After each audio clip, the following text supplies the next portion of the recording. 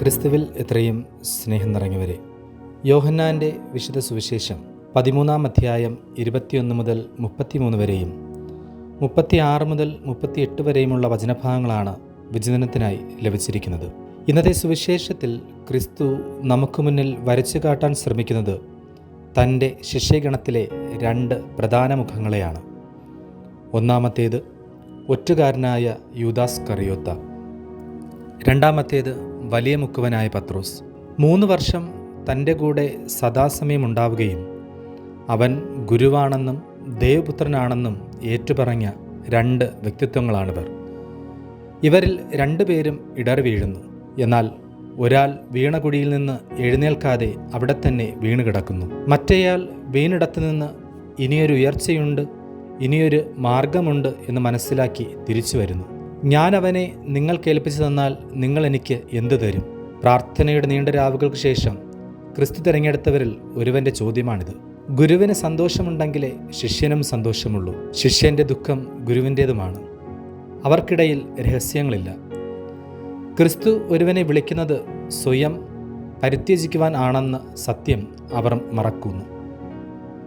അതുകൊണ്ട് തന്നെ വേദനയുടെ സന്ധികളിൽ അവർ ഗുരുവിനെ ഒറ്റയ്ക്കാക്കി.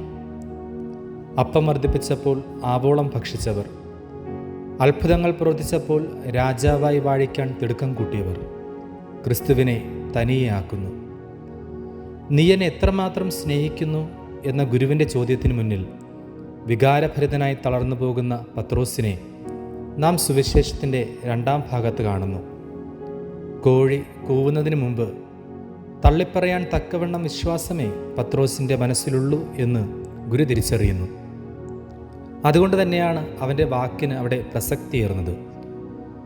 അവനെ കാട്ടിക്കൊടുത്താൽ എന്ത് കിട്ടുമെന്ന് യൂദാസ്, അവനെ അനുഗമിച്ചാൽ എന്ത് കിട്ടുമെന്ന് പത്രോസ്. ജീവന് വില നിശ്ചയിക്കാൻ നിങ്ങൾ ആരാണെന്ന് 100 വട്ടം ഉടയവൻ അവരോട് ചോദിച്ചിട്ടുണ്ടാവണം. മണിക്കൂറുകൾക്ക് മുമ്പ് വരെ ക്രിസ്തുവിൻ്റെ കൂടെ അത്താഴത്തിൽ പങ്കുചേർന്നവരാണവർ. അതേ പ്രിയ സഹോദരരെ, ഇന്നലെ വരെ സന്തോഷിപ്പിച്ച ചില കാര്യങ്ങൾ, ചില വ്യക്തികൾ ഇന്ന് നമ്മെ കുത്തിമുറിവേൽപ്പിക്കും. ഭവനത്തെയും മാതാപിതാക്കളെയും ദേശത്തെയും വിട്ട് ഇറങ്ങി വന്ന യൂദാസ് എന്തുകൊണ്ട് പണക്കിഴിയിൽ കുടുങ്ങിപ്പോയി? തള്ളിപ്പറയില്ലെന്ന് 3 വട്ടം ആണയിട്ട് പറഞ്ഞിട്ടും പത്രോസിന് എവിടെ പിഴച്ചുപോയി? 30 വെള്ളി കയ്യിൽ വന്നപ്പോൾ കൈവിട്ടു പോയത് ക്രിസ്തുവിനെ. ഇടറിയെങ്കിലും കരയാൻ മനസ്സ് കാണിച്ച പത്രോസ് നിത്യജീവൻ നേടി.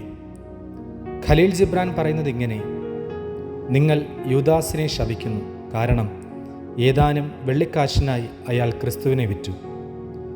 യൂദാസ് സ്വന്തം പ്രവൃത്തിയിൽ മനസ്സ് നൊന്ത് കെട്ടിത്തൂങ്ങി മരിക്കുക എങ്കിലും ചെയ്തു. നിങ്ങളോ എല്ലാ ദിവസവും അവനെ വിറ്റുകൊണ്ടിരിക്കുന്നു. എല്ലാത്തിനും വിലയിടുന്ന, എല്ലാവർക്കും വിലയിടുന്ന യൂദാസ് ആണോ ഞാനും നിങ്ങളുമെന്ന് ഈ വിശുദ്ധവാരത്തിൽ നാം ചിന്തിക്കേണ്ടിയിരിക്കുന്നു. കാപട്യം ഉള്ളിലൊതുക്കി നാം എത്ര പേരെ സ്നേഹിച്ചിട്ടുണ്ട്?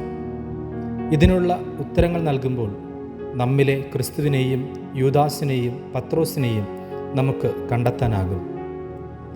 ആത്മാർത്ഥമായി നമുക്കും ചിന്തിക്കാം. സ്നേഹത്തിൻ്റെ രക്തരഹിത വിപ്ലവം നയിച്ച ക്രിസ്തുവിനെ ക്രൂശിക്കാൻ നാം ഇത്ര ഉത്സുകരാകുന്നതെന്തേ?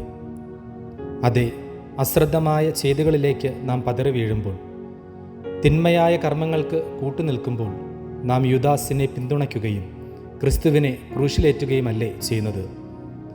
ഈ വിശുദ്ധവാരം നമുക്ക് 2 സാധ്യതകൾ നൽകുന്നു. ഒന്ന്, യൂദാസിനെ പോലെ നാം ചെയ്യുന്ന പ്രവൃത്തി വീണ്ടും ചെയ്തുകൊണ്ടിരിക്കാനും ക്രിസ്തുവിനെ നിഷേധിച്ച് നമ്മുടെ യാത്രകൾ തുടരുവാനും.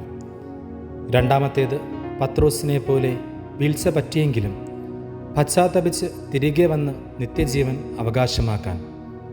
അവൻ 2 സാധ്യതകൾ നമുക്ക് മുന്നിൽ നീട്ടി.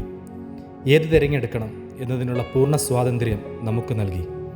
ഇനി നമ്മുടെ ഊഴം നമുക്ക് തിരഞ്ഞെടുക്കാം. ദൈവം നമ്മെ അനുഗ്രഹിക്കട്ടെ. ആമേൻ.